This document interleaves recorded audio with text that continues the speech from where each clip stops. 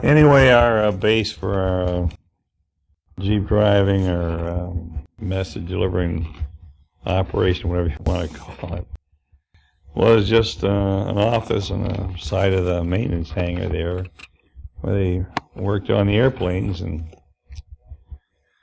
guys in there is more of this upbeat World War II stuff. These guys are back from combat already, a bunch of Air Force enlisted sergeants. They made them all sergeants.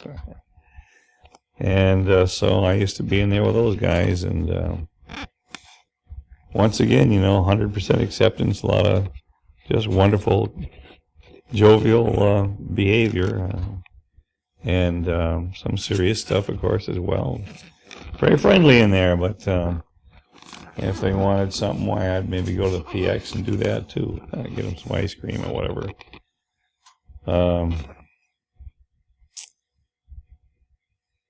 Gosh, yeah, it was wonderful to be able to just go down to the PX and get lunch. And of course, I always, as I mentioned before, loved to be able to get a milkshake, and they made good ones. Yeah, Barbara worked at a thing called Priorities in Traffic. She'd graduated from Memphis High School, and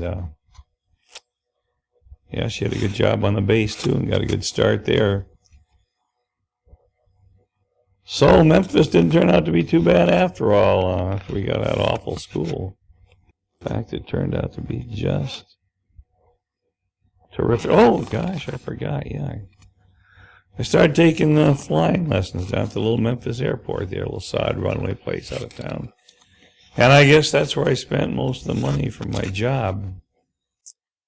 But there again, I was taking lessons for a while. I just loved it, flying up there in the cool air.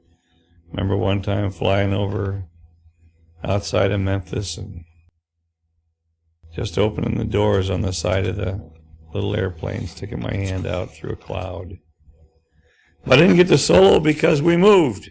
All was moving. I just wanted to solo the airplane, but we moved again. But gee, even out on the airbase, I got to go up in C-47 one time with some of the guys. It was patently illegal, but they said, come on, hop in, go for a ride. A couple of the pilots that worked in my hangar there, and I can't remember whether that was my first airplane ride or whether it was my first one was in taking lessons, but in that C-47 we flew for a long time, just down along the muddy old windy Mississippi River, just for the heck of it, down towards down south, headed toward the Gulf, I guess. Didn't get quite that far, but these guys were just flight testing an airplane to be worked on, and they were through with their combat missions wherever they'd been, and just kind of like to go up and fly around, so had a good ride that day. Somewhat predictably, it's time to move again, and might be just well, because I wouldn't want to go back to Memphis High School, but that's up to base Gore Field up in Great Falls, Montana, and boy, can't remember much about that was worth telling, but I wanted to pick up on the flying again if I could, but didn't have any money by then, a job or anything, but every once in a while I get some money, and in the wintertime, I remember I'd hitchhike out to this little runway, this little sod strip, out of Great Falls there, just in the middle of the prairie. And it's a funny thing those days about that, because by then the war had ended, and all these people getting out of the Army Air Corps and the Navy Air Corps and all that sort of thing, and also people just picking up flying lessons on the GI Bill and stuff like that. And suddenly, across the entire country, these little tiny air bases, airstrips just showed up everywhere. And you'd go out there in a miserable cold winter day, you'd think, and the wind would be howling, and gosh, it must have been pretty darn below freezing anyway. And inside there'd be people sitting around having coffee, and out on the airstrip, why they'd probably bought up a couple of cheap old military trainers that the guys used to come down and take out and do loops, but there always a couple of, oh, I don't know where all the Piper Cubs came from, but there were some Pipers and probably some Taylor Craft and stuff out there. And so I always wanted to scrape together some money and go out there and take a lesson, hope to kind of get started again. Maybe these guys could learn I could fly the plane after all, And it was so spasmodic, and they didn't know about my past or anything like that. But anyway, heck, some days we even use skis, which I kind of like. And so one day I went up, one cold winter day, flying around, land the airplane. He says, "Okay, go up and take it around." So I and sold the airplane, and that was pretty much it for me. Beyond that, why you have to have money, which I didn't have, and I would like to go on, but really couldn't. Didn't have any money to do it. But kind of interesting flight in itself, because once the guy got out, I hadn't really thought about how light the airplane would be. Went tooling down the runway, and the thing just hopped up on the air with me in it, like I never even took it off. And so I'm heading out and make my round to come back and land it again. Son of a gun, I can't get this airplane down on the ground. It won't come down. I went around again. Well, screw that, so I went way the heck out. And there was power lines out there. This was always the case with runways, and these little side runways. First you deal with the power lines way out there, and then you'd come to the telephone lines along the road at the end of the runway and stuff like that. You got to get by those, and then land the airplane. But there were neat things I like to do. I guess everybody liked to. Pretty boring, those other planes anyway, but like to do spins, and so we'd always go up, and we used to always go up and do spins. But the other thing I like to do was I like to slip the airplane into the runway at the last, where you reverse the controls and just dive right at the dirt. And so I brought the thing in across the power line and came in over the telephone poles and just dove the darn thing right down into the ground, leveled it out, and landed it. Taxied it over, parked it, went home. I don't know if I ever went back again, but that was about all I had the money to do at the time. I thought, that's fine. That's what I wanted to achieve. Now, it's this whole business of, God, I'm 16, getting through high school, and it was 5 high schools by the time I finished. I think about Great Falls High School, and it was okay, but 6 months again, I can't think of anything to say about it. I know that when we moved to Great Falls, I had always thought of Great Falls as a kind of a city. Here we'd been in Memphis, and so we lived in Great Falls, and one day I got downtown Great Falls, and pretty early when we'd been there, I suppose, and discovered it was one rather short business block on one street, and so there must be another one. Walked down another street, and there was some, maybe hardware and stores stuff down there, but realized that I walked down from the main street to the kind of secondary main street, looking back up at the first main street again and thinking, my gosh, that's 1 block away. You go a block past that, maybe it was 2 blocks, I don't know, and just the brown prairie hills went on beyond that.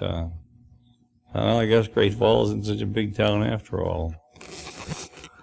But of course, the deal was that everybody was getting out of the military one way or another. Dad got out and decided to go back to being a minister again. And so they didn't really, the Montana Methodist Church, oddly enough, told them they didn't like the idea of him abandoning him during the war and being a chaplain, and they're a little pissed about it, and he wanted him to go down some little remote town. Valier, Montana was okay with him, I guess, and we went down to Valier, and I was a year and a half in high school there. A nice bunch of people, and good little town.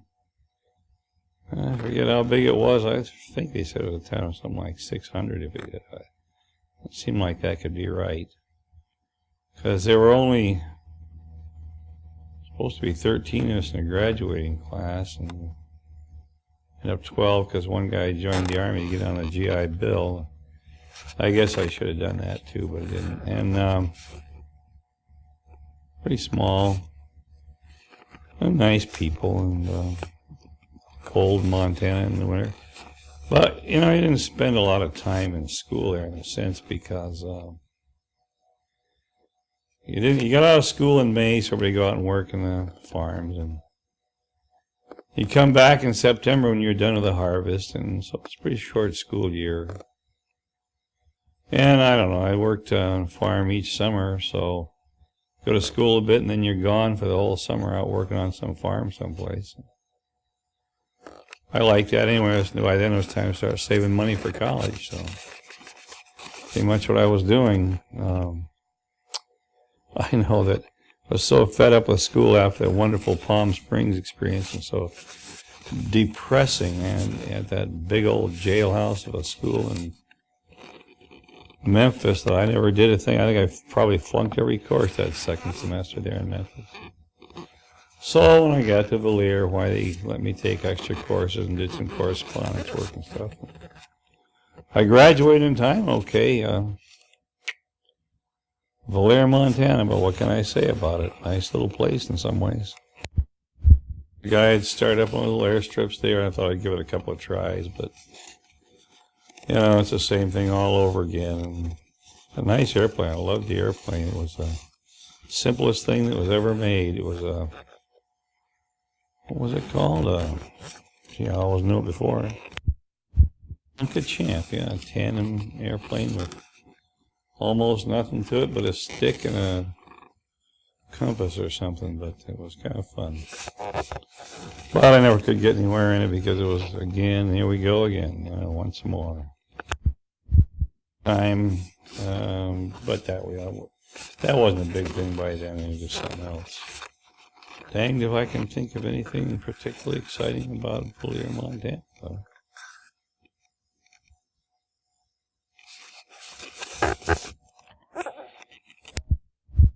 Anyway, it didn't seem to last long. That last summer I worked on a farm there in my junior year, and between junior and senior, I was someplace pretty far from Valier anyway.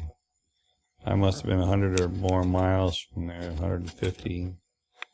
Working on someplace up farther north and farther east on a farm. And again, a good job, nice people. Harvest time came, we'd start before dark and end for our last rounds around the combine with headlights, and come back to the farm, and women would have some benches out on the dirt yard in the farmyard, and we'd wash up, and we'd be stripped to the waist, and whenever we're done with the wash basin, we'd pour the wash water over our heads. I don't know, probably had 3 holders out there, I guess it was, for the toilets. And we ate 4 meals a day. You'd be up eating a big meal in the morning in the dark, and boy, those women must have been working pretty hard.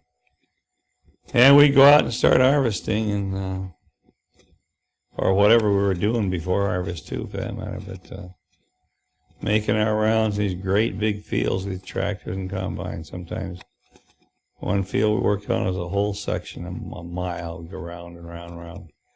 Harvesting the wheat, bad year, but we were harvesting it for the insurance money or something. And along about 10 o'clock in the morning, it'd been a long time since breakfast, and you'd see the dust rising up off the road, and women would come out in the pickups and cars, bringing us actually a big meal, and they'd show up again, God, I don't know when, maybe 2 in the afternoon. I don't know how many times we ate during the day, and then back home for a meal at night, God knows, before you're up again in the morning. But I was young then, didn't know the difference anyway. And, so what summer was that? I don't know. In my junior and senior year, I guess. Some other summer, maybe it was between. That summer before I went to work on that farm, I'd gone down to live in the YMCA for a while and get a job, work at a bakery, but it didn't last long. Good job. I probably should have kept it, but I came back and headed out to the farm instead. And worked out there for a while. Went to school, finished the senior year. Took on some other farm out there doing pretty much the same thing. Then they got a harvest crew to come in, so I didn't need to do that. By then, my parents had moved on to Miles City, Montana, and so I hopped on a train, went down to Miles City, and I guess I already told about the courthouse job. Courthouse job was the only one, but I think I told about that construction company I worked for, Larson Construction. I always asked when I was home from college because, well, my parents were still in Miles City when I went off to Bozeman for a year, trying to figure out where I want to head from there. And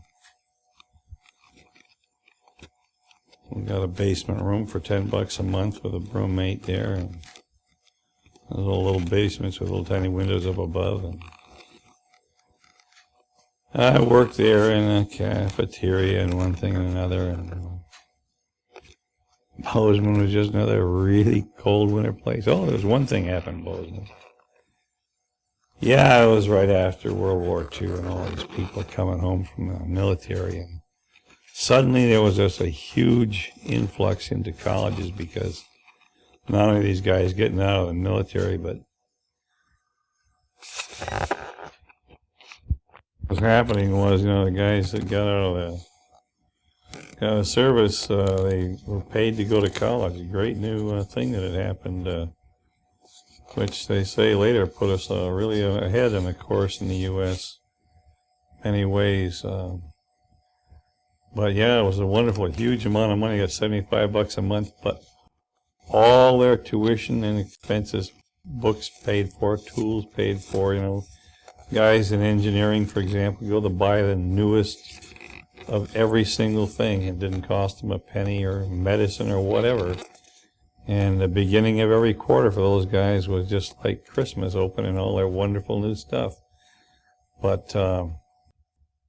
the thing I guess I was going to tell, it was so important to everybody just get the heck ahead with their life that they had to get signed up for the courses they needed to continue, and everybody was afraid they wouldn't get in the right classes, and they had a sign-up system they used for years that wasn't anywhere near what the adequate for the new jam of people coming in. And so at 7 o'clock at night, everybody was to line up in front of the administration building on the sidewalk and then process through. But the snow was deep, and it was piled up in the yards on each side of the walkway going in, and it was on the sidewalk as well. And all these hundreds of people on top of this pile of snow on the sidewalk pressed it down into ice that was of mounds. It was slippery as glass, up a foot, then down 6 inches, and you didn't know where you're going to be standing. And so here it's night, and we're all waiting for the 7 o'clock doors to open, but we've got a line probably 12 people wide out to the edge of the walkway and can't get into the snow because it's too deep, and way back into the night. And I guess I was about a third of the way from the front, and for some reason a line like that begins to surge and you're so packed that you couldn't move your arms, and your feet are sliding down some piece of ice, and everybody's trying to help you, but there's nothing they can do.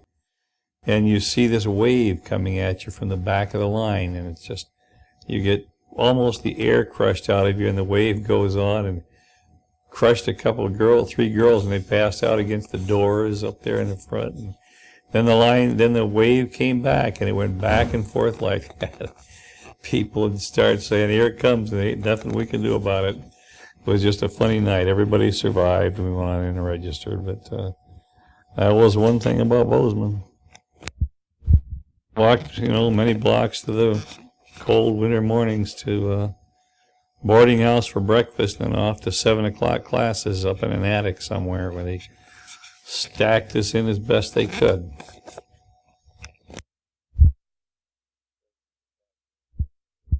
Played a little bit back there. I know, as I said at one time, I'd gone down to live in the YMCA and work in a bakery. What I meant was I left, what was it? I guess that was Valier, Montana. and gone down and lived for part of the summer in Great Falls, Montana, in YMCA, and worked in a bakery, but I wearied of it and came back and got a job on a farm, maybe 100 or so miles, or 150 miles from home somewhere. But I hadn't explained that that had been in Great Falls. I had gone down to Bozeman for my freshman year because it was cheap and close. So, well, about, I suppose, something like 300 miles from Miles City or something like that across the state. Anyway, and Barbara was going to school there, and she knew someplace I'd get a room and so on. So that's why I went down to Bozeman. Just take a survey, of course, to see if there's anything I wanted to do. I had no idea. And I took a lot of courses, but one of them was a psychology course, and somehow that really struck me as something fascinating. I just really found that enjoyable, and that's what I'm going to do. So after that year was over, I decided I would go to a college that might more likely be doing that sort of thing. And after working there in the construction company in Miles City, I headed off to St. Paul, a school called Hamlin University, partly because since my father was a Methodist minister, they gave me a really cut rate on the tuition. And so I went over there, and I found, here I'm in a city now for the first time. I go down a couple of weeks early. One of the funny things is that in Montana, we were using only silver dollars, and you couldn't hardly get a paper dollar. I actually carried my money down in my suitcase in my grandfather's leather bank bags, just cinched up at the top, like a little pokey bag. And I had these leather bags full of silver dollars. And I went into a bank there in St. Paul and deposited these things. And I didn't decide to put them all in. It was a good idea because I probably stuck $150 in the bank or something like that. And then they found when I went to get the money, they didn't really want to let it out right away. They didn't know who I was when I'd go in. They didn't trust me. And well, the heck with that. So for the most part, I just kept my money like that, spent silver dollars, and I eked it out through the whole bloody semester. I'd gone home once at Christmas and worked some more, but I was doing pretty well there. I remember that in midterm, interestingly, I never took a psychology class, but there was an anthropology class that just, wow. Now, this is really interesting, but, you can't make a living at this. But nonetheless, I'm in here now, and at midterm, we had this class of something like 180 people, and the professor announced the guy that had the highest grade in the whole class. It was me. But I was starting to run out of money again by then, and somehow I must have been depressed or something, because my grades slipped away and dropped, and I ran out of money. And the end of the semester, I made it to the end of the semester somehow. I was actually dead broke. I doubt if I had $1 left. So at the end of the war, my dad had bought some mountain troop skis for me and Barbara both, and boots and all that stuff. And I managed to sell those, getting by a train ticket down to where my parents were now living. And my dad was down at Randolph Field near San Antonio, Texas, and they lived in a little town that was not too far from the base and not too terribly far from San Antonio, actually. And so here I am in St. Paul, Minnesota, and at that particular time, there had been an ice storm going on, I guess, for maybe a week or more, and if you stepped outside the house where I lived, why, you could see right straight through the ice down to the grain of the sidewalk like you're looking through plate glass, and it was like that on every street and sidewalk in town. You could hardly stand up on a level sidewalk. No taxis and buses ran. Now, I don't know how I got to the train station, whether I walked or whether maybe there might have been a streetcar running or some darn thing. But I remember going down there in my heavy winter clothes and got on the train, had a wonderful ride. I had enough money left to buy some food in the dining car, which I just loved to ride on, and look out the window and saw the seasons change from winter till when I got in San Antonio was over 80 degrees, and out in the countryside they were harvesting wheat, actually. Well, I got to get back a little bit to St. Paul, because the summer when I first went there, I went early, and I had never been amongst what you might think of as some kind of culture or something like that in my life, really. I went to operas and symphonies and political speeches and God knows what, all over St. Paul and Minneapolis for a 2-week period before I ever started school. And then even all through that time, I continued to do that sort of thing. Just kind of found it fascinating, and I guess maybe in a way that was as big an education as going to school there. It was not a highly friendly place to me, because it turned out that the other people were paying big money to go to school, and there were already, it was a small school. Heck, there were probably only 1,200 students there in the whole college, and was it St. Paul, was it? Hamlin University, and well, I sure didn't fit into that mix in any kind of a way, and besides, they required you to go to chapel once a week, which I always skipped regularly, but anyway, finally blew town, headed down to the little town of Sherwood, Texas. I knew that they lived in this town of Sherwood, so I called the base and found out or something like that. So I got out of this little tiny town of Sherwood, Texas, and but I didn't know where they lived, and I stopped in a little grocery store there and asked some questions. I said, well, there's an Army officer comes by here, an Air Force officer comes by here some days, quite often, and meets a little boy at the school bus and goes home with him. So when the school bus come by, it was coming by in a couple hours, so he just kind of hung out there, and by golly, here comes the school bus. Brother Edgar got off the bus, and he took me home, probably only 2 or 3 blocks. But anyway, that area was no place to get a job in those years. The menial tasks went to the blacks in those years, and if you're going to do anything else, they were looking for somebody for life's work. And luckily, before long, my father was transferred again, and they were sending him out to the Pacific, I think to Guam, or I think it was Guam. Could have been Iwo Jima. It was Guam, and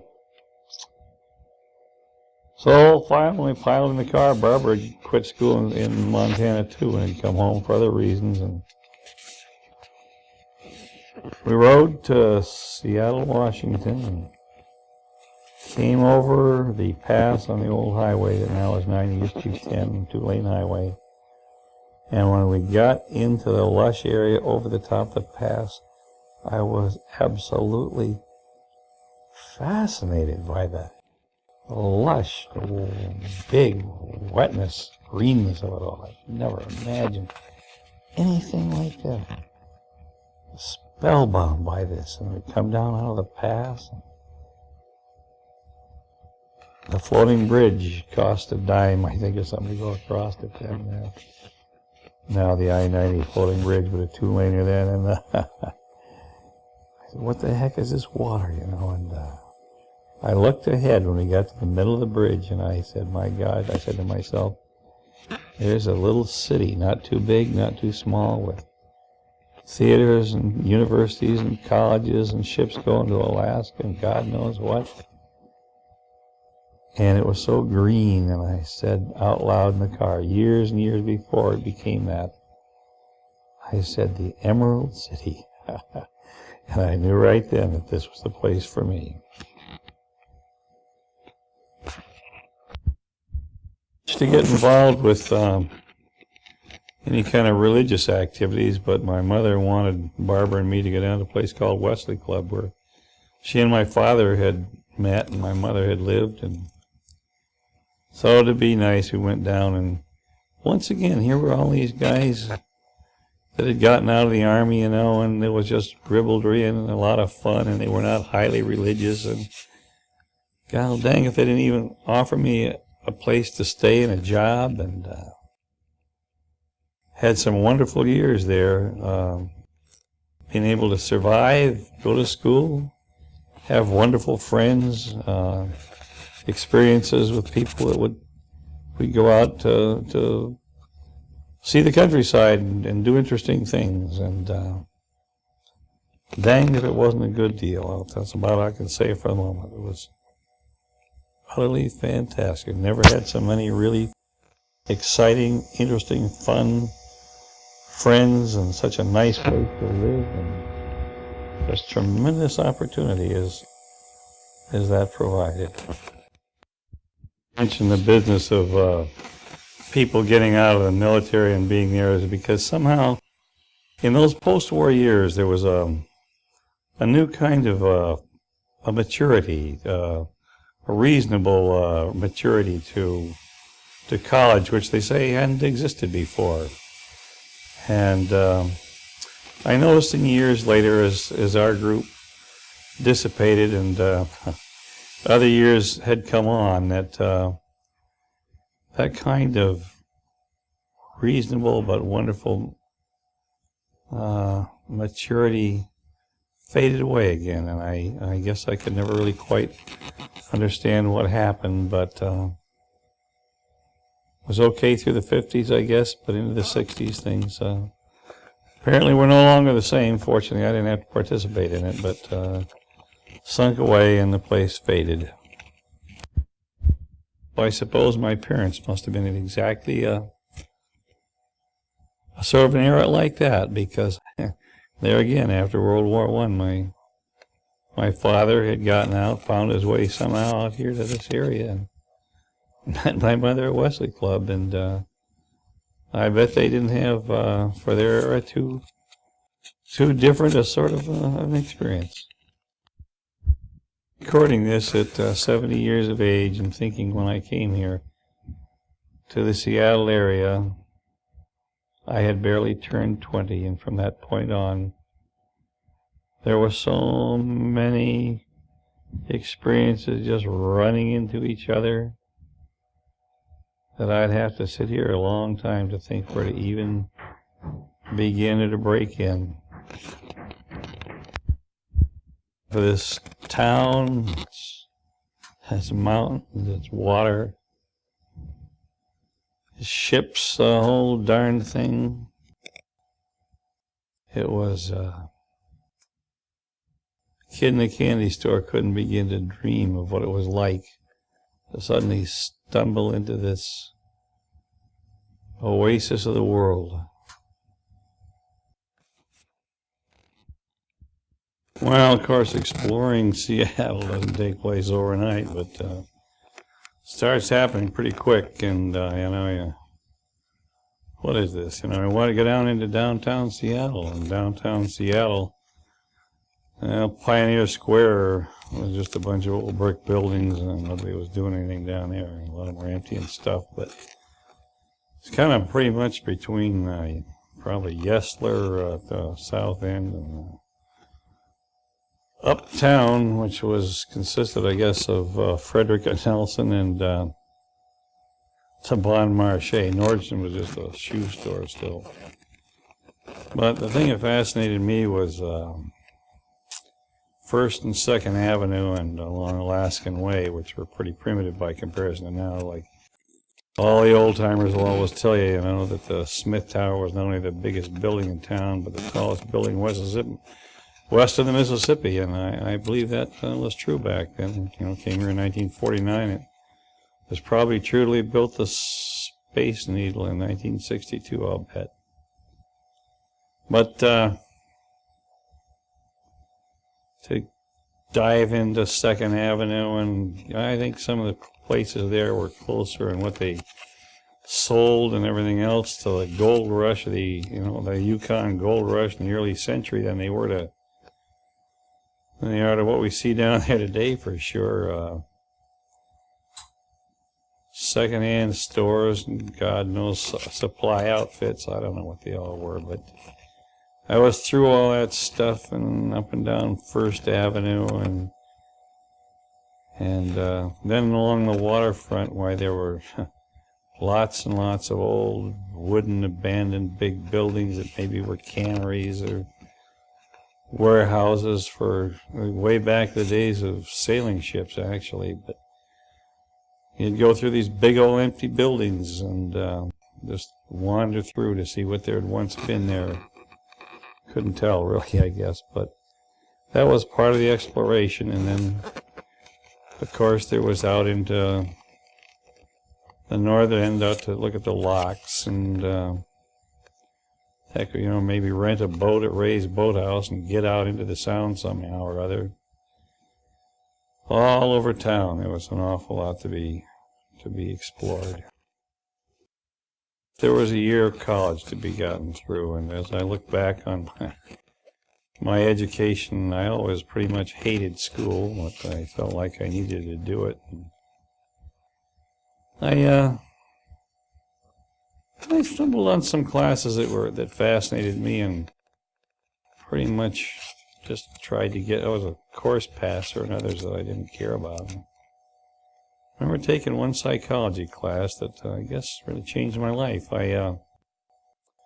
Most people kind of hated it, but I thought this guy was really good. He was kind of thought of as sort of a mean guy. His name was Hermans, Mr. Hermans. He didn't even have his PhD for some reason. It was kind of odd, but some people called him Horrible Hermans. He didn't mess around, but he took a very statistical and scientific view of the way things were. And all of a sudden I thought, oh my God, all these dreamy people with their religions and superstitions and all that sort of stuff. Most things, I think that most people associate with psychology, but which is not correct if it's the true thing, because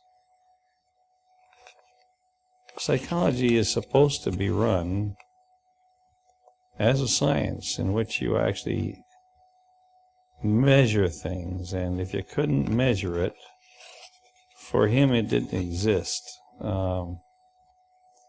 All these dreamy things that people theorized about and so on, let's put them to the test. By God, I thought that was a good way of looking at the world. I thought, this is what I'm looking for. But as things would have it at the time, I didn't stick with psychology because somewhere along the line I got the idea that I wanted to be a radio newscaster or something. That's what I wanted to be. So I started taking courses like that, and so as a matter of fact, that's eventually what I did. What amazed me was that all the other people that I took those courses with, they always wanted to eventually have a newscast. And none of them ever did but me. And what they would do is they'd go off and take any job in a big radio station, and they'd end up doing clerical work and never had any opportunities at all. And I went to work for the smallest place in the whole area, and I could do anything I wanted. And so I did remote broadcasts and God knows what. Some advertising work and stuff like that, but they didn't pay me very much, but there was a wonderful solution to that. And boy, this jumps ahead of the story because that's okay. When I graduated, Norm and I were looking for a place to live again, and so we went out looking at apartments, and they were all crummy or too expensive or some darn thing. We were pretty desperate and took a look in the paper again one night, and there's a little ad in there, and it said, a house for rent, $100 a month. So we called the guy up. It was night, and he said, well, come on out. We went out there, got in the car. It was out on 100th and Sandpoint Way, and when it turned out to be a little real estate office. And come on in. So we went in. The guy said, well, you interested in the place? We said, yeah. He said, hop in the car. We drove a few blocks and went down this steep old steps in the dark in the back of this house and went inside. It was a pretty nice house. We looked all through the inside, and $100 a month. She said, yeah. It's furnished, kind of, in a way. Certainly furnished enough for us. I remember saying to the guy, wrap it up. So we signed some papers, and we're just sitting down in the living room talking to the real estate guy, and I'm looking out the window. the front of the house. I'd never even gone out in the front yard or anything. I said, what's that water out there? He says, you mean that out there? I said, yeah. I said, like the moonlight's kind of shining on some water out there. He said, well, that's Lake Washington. I said, huh? He says, Lake Washington. I said, what? I said, yeah. Stepped over the door, opened the door, little deck out there. My God, is that our dock? Yeah. And is that our float out beyond the dock? Yeah. And we had just rented a house on Lake Washington for $100 a month. And so he went back to the real estate. He got a car and stuff like that. Spread our sleeping bags out on the lawn that night. Went for a swim, came back. And before you know it, other guys started to move in. There's plenty of room for them. And they made almost a kind of a dorm up in the attic. And heck, Norm and I had rooms. But the cost went down and down and down. And then the meals we shared. And guys' girlfriends would come out and cook, and everybody wanted to be there. And people started leaving their sailboats there for us. And pretty soon we had something like 3 sailboats, and nobody wanted to use them but us. Acquired a wonderful old rowboat, and life was so cheap. I could work for not much money at the radio station, make more than the guys typing logs for KING or some darn thing in the end, and had this terrific life out on the lake for, God, I guess it was a year and a half before I finally bailed out and left the other guys behind. Almost finished a degree in psychology too anyway, and so eventually I finished that, but that was another thing. About the lake house and exploration of Seattle and a lot of other things like that. In my kind of bumbling through school, never really occurred to me to care a whole lot about grades or anything like that. I get what I needed to, maybe to go to graduate school or some dumb thing that every once in a while you'd have one of these wonderful, wonderful little classes, or a wonderful big inspiring class. I can remember a number of them. One strange little one, I had to take a French course because I had changed school so often and never got in my language requirement in high school. But so I took a year of French, and one course run by a guy by the name of Jean Chessex, come from France. It was one of those ones who just sit around in there. John smoked. He wore the old tweed coat, stuff like that, and Levi's, which was way ahead of his time. But that wasn't the point. That wasn't, to him, it wasn't an affectation. It was his life, and he had all kinds of interesting nuances about language and differences in culture and stuff like that, that you just wanted to go to class and sit there every day. I never particularly excelled in French. I probably got my C's all the way through, but that was just one of those funny little cases, of which there are a number as you stumble through college, I hope. Left a year out that Norm and I got through school, and it was summer coming on, and we had to have a way to make some money to live. You know what the heck we're going to do? Jobs are not easy, and Norm said, let's paint houses. I said, huh? He said, let's paint houses. I don't know about painting houses. I said, no problem. My brother paints houses. We can rent equipment. So we painted houses one summer. And usually you start out bad and you come out good at the end. But last house was a ball. It was way up above the floating bridge if you're heading into Seattle, on top of the Mount Baker Ridge, a great big white house that I still see up there. Right on top, biggest old white house there was, and the people were there just were wonderful to us. They couldn't do enough. And we got our $425 for painting it. And one night we finished, we painted into the dark, and they gave us our check. And the next day we were off on another adventure for me, and I think for all of us. Because Ralph Terman's dad had this big old sailboat, just like Schaefer's, really, a rustic old seabird yawl, and we headed to the San Juan Islands. Took off for about a week, and another wonderful adventure for me. And San Juan Island was certainly different then than it is now, as were many, many other places around the Sound, up into the islands and stuff like that. Little towns or non-towns. There wasn't much action, but kind of a sleepy little Puget Sound and north, but wonderful. I'm kind of implied there that Ralph's father was along. That's not true. It was just Norm and Warren and Ralph and me. We had a good time. Talk about painting houses. One summer painting houses was enough for me, and had one more year of college to go. I guess we'll know. Well, two more at that time. Anyway, the end of the next summer, the rest of those other guys went back to stupidly painting houses and living in a houseboat somewhere, but I decided it was a better time to go to sea as a merchant seaman, and I'll tell you the difference was pretty big, because while they're being sued for spray painting somebody's car on an accident, I'm out essentially on a paid cruise where they paid me to. I had my room and board were paid, had wonderful food. I mean, didn't cost me a nickel, and they paid me on top of it, and sometimes they even paid me over.